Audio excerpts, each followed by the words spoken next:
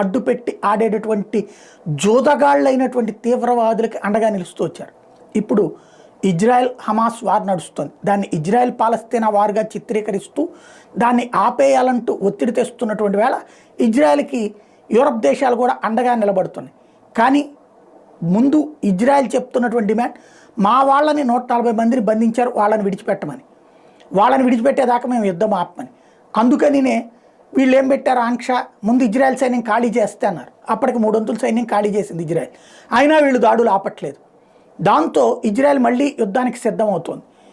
ఇప్పుడు అరబ్ దేశాలు, ఖతారు, ఈజిప్టు, ఇటు అమెరికా, యూరప్ దేశాలు ఒత్తిడి తెస్తున్నాయి. మమ్మల్ని ఎవ్వడూ ఒత్తిడి చేయలేరు, మేము బందీలను అట్టాగే ఉంచుతాం, వదిలిపెట్టం అంటూ హమాస్ తీవ్రవాదులు చెప్తున్నారు. మరి అట్లాంటి హమాస్ మాట ఇంకెందుకు వినాలా? ప్రపంచం మొత్తం కలిసి అడిగి 10 పైసలు ముట్టనీయకుండా చేసి వాళ్ళ అంతు తేల్చాలి కదా.